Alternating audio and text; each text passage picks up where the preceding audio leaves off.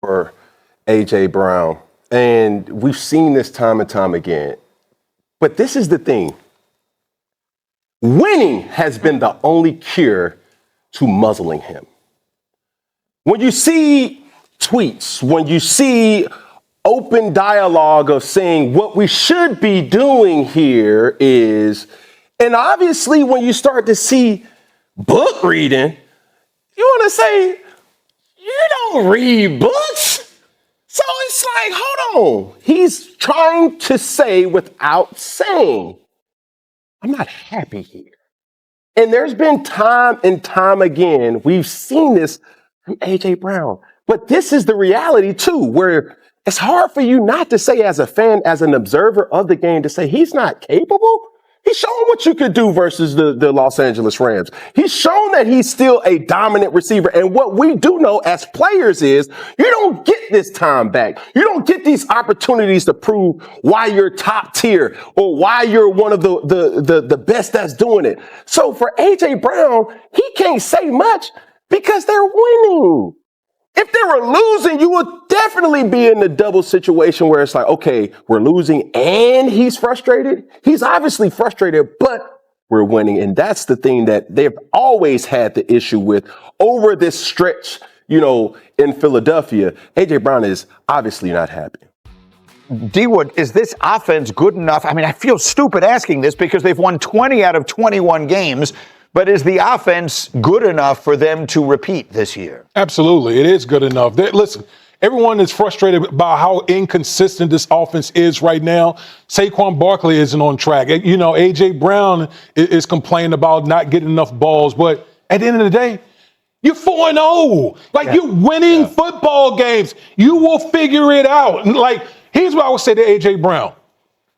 Find ways to impact the game. Not everything has to be about catching the ball as well. You can impact the game in the running game. Impact the game in the running game by blocking. The balls will come to you. We've seen it. We saw it in the second half of the Los Angeles Rams game. Right. It will happen, but you're winning football games.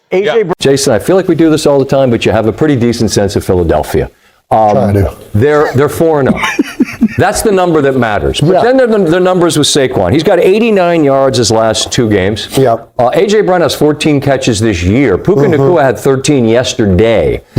Do any of those things matter in terms of the conversation that all of our shows, the local radio in Philly, the chatter about what's not great? Does any of that leak into what matters most that is great, which is 4-0? To the Philadelphia Eagles, I don't think the chatter necessarily matters. I do think it's human nature, and guys want to play. They want to be productive. They want to be on a team. Winning hides everything, right? As long as everybody's winning, everybody's happy.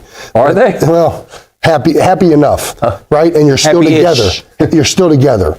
And I think that right now, those guys are not being productive to the level that they should be. These are two of the most talented players in the NFL. The sort of football, only 6 undefeated. There are only two undefeated teams left. It's the Bills and the Eagles. Is that the Super Bowl? I don't know about that because the Detroit Lions are coming. They've scored 90 points in the last 2 games. Actually about 120 considering yesterday's victory over the Cleveland Browns. The Detroit Lions are not a joke. They've got all worldwide receivers, running backs, a quarterback that's been to a Super Bowl before, a coach that has changed the culture. You can't ignore what he brings to the table. And I think that the Detroit Lions and the Philadelphia Eagles appear on a collision course in the NFC, and that's a pick'em game right there. In terms of the AFC, obviously you see the Bills, they're undefeated. The Baltimore Ravens have dropped off, but the Kansas City Chiefs won a big game yesterday. Why was that so big, guys? Because Xavier Worthy came back. They've been injured. They haven't had 2 of their primary weapons available for Patrick Mahomes, and as a result, that put a lot more pressure on the other guys to produce, and they just need that additional help. Once they come back healthy, they got one of their guys back yesterday. They're expecting another guy in the next 2 weeks who's been suspended for the first 6 games of the season. He's about to be back. And once that happens, Patrick Mahomes will have all his weapons. And you don't count Patrick Mahomes out, a 3-time Super Bowl champion who's been in 5 of the last 6 Super Bowls. Hey, what's up, Eagles Nation? It's your boy, the ultimate Philly sports junkie, breaking down all the birds' glory and grit right here on my channel. If you're new to the fam, smash that subscribe button and hit the bell. Trust me, you don't want to miss a single touchdown or trash talk. Today, we're diving deep into Week 4's heart pounder, Philadelphia Eagles storming into Tampa Bay and straight up conquering the Buccaneers. 31-20 or whatever the final tally shakes out to be. Wait, no spoilers yet. This wasn't just a win. It was a seismic shift. A 4-0 declaration of war on the NFC. But hold up offense, lit up like fireworks in the first half, then fizzled like a dud in the second, leaving star WR AJ Brown venting fire on social media. Defense? Clutch as ever, with rookies stealing the show. We're unpacking it all. The highs, the headaches, and why this squad's hungrier than ever. Buckle up, because this recap's gonna have you yelling, "Fly, Eagles, fly, let's roll." All right, let's talk real talk. When that 2025 schedule dropped, Eagles fans everywhere hit the panic button. Packers in Lambeau? Brutal. Saints on the Bayou? Sneaky tough. Rams in the Coliseum? A track meet waiting to happen. And then, the ultimate nightmare. A Thursday night primetime revenge tour in Tampa against the Buccaneers, who owned Philly's soul for years. Remember those humiliating beatdowns? Tampa had the Eagles' number, straight up, especially on that sweltering Florida turf. Analysts pegged this as the make or break, the game that could derail the dream before it even flew. But what are the odds? 4 weeks in, and the Birds are 4-0, one of just 2 undefeated juggernauts left standing alongside the Chiefs. They didn't just survive the gauntlet, they bulldozed it. Jalen Hurts? Surgical when it counts. Saquon Barkley? Ripping off chunk yards. And that defense? A wall of green fury. Head coach Nick Sirianni nailed it post-game. It's hard to win in the National Football League. It's even harder to win on the road against a good opponent. Enjoy this. I thought we played a great first half. Now we got to find ways to extend drives in the second half, but man, what a hell of a game we played today. That was a great team. The Buccaneers, they're not bums. Yet here's the fire that keeps Philly faithful buzzing. This squad ain't celebrating. 4-0 is gold, sure. But as LT Jordan Mailata echoed, don't let good get in the way of great. They're dissecting film like surgeons, zeroing in on those one-block-away moments, communication slips, execution lapses, that turned potential blowouts into nail-biters. A win's a win, especially flipping the script on Tampa after years of heartbreak. But satisfaction? Nah, not in this locker room. They've got the talent, the hunger now. It's about polishing that diamond into a dynasty piece. Picture this. Kickoff in Tampa. The Bucs home crowd howling like it's Super Bowl Sunday. The Eagles D forces a quick punt and boom. Special teams ace, Cam Jurgens crashes the party, tipping the ball with fingertips of fate. Sidney Brown scoops it and rumbles it back for 6. Touchdown Eagles, 7-0, before the Bucs even blink. Nick Sirianni's grinning like a kid on Christmas in the background, pure gold. And get this, it's the second straight special teams touchdown for Philly.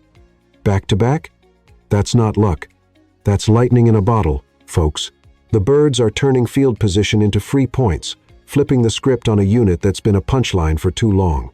But the defense? They weren't done feasting. Right after that special teams earthquake, they stuffed Tampa's opening drive into a 3-and-out oblivion.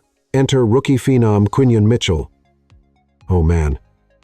If you blinked, you missed the coronation. Shadowing Ohio State import Emeka Egbuka, the sensational Bucs rookie sensation, and veteran Chris Godwin. Mitchell was a human lockdown, targeted 9 times, surrendered just 2 catches for a measly 6 yards, racked up 5 pass breakups, and earned a career-high PFF grade of 90.2, the highest on the team. Play after play, one-on-one, no safety help, dig routes denied, pivot routes stuffed, deep balls swatted like flies. Watch this.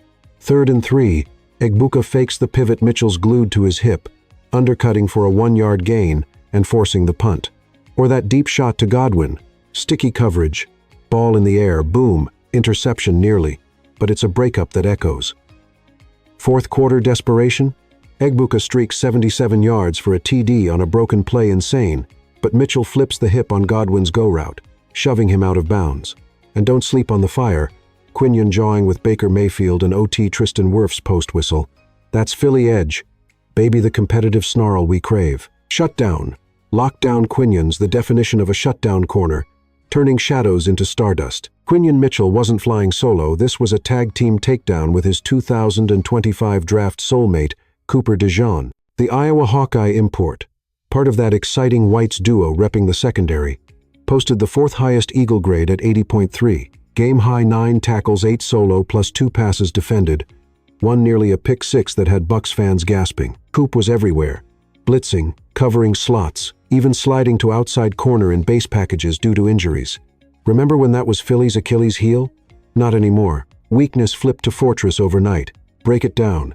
Egbuka's speed tests him on a pedal route, stays smooth, explodes downhill, inside shoulder jam, ball knocked away.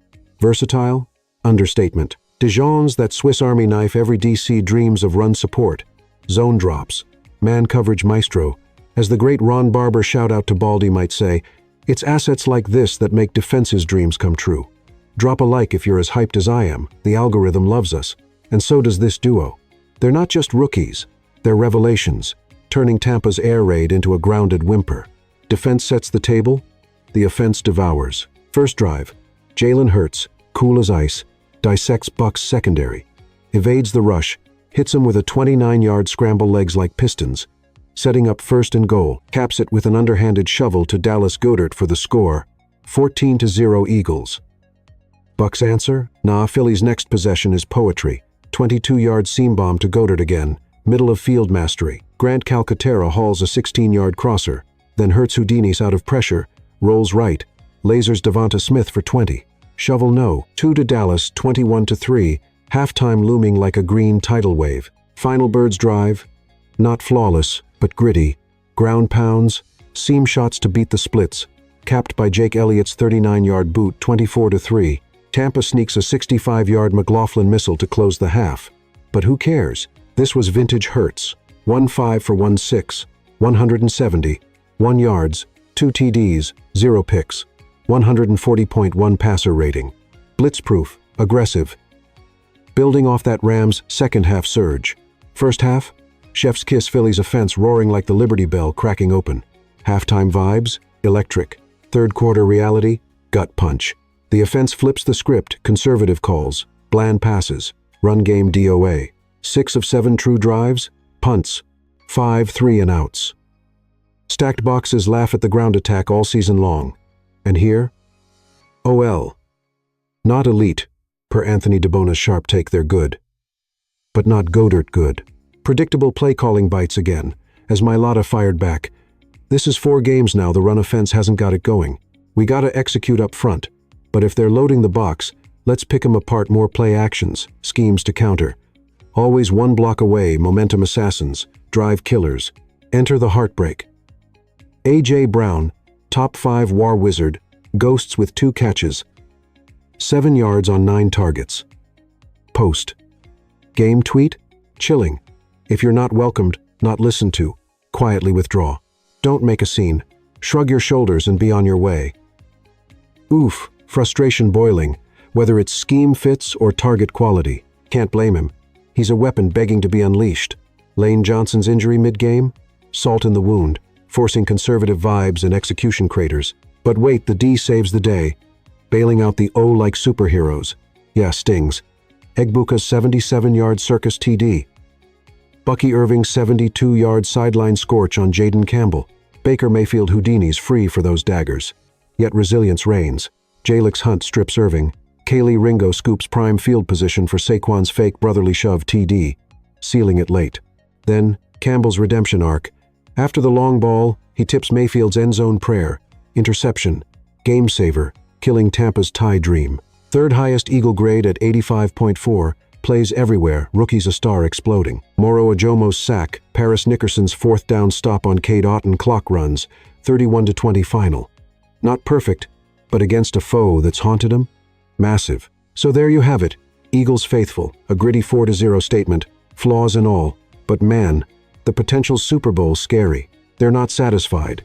They're scheming, fixing, evolving. Next up, Denver Broncos. A high-altitude clash with huge roster riddles to solve. I'll break it all down soon, so stay locked. What'd you think of this Tampa takedown? AJ's tweet got you worried? Or is it just fire for the fix?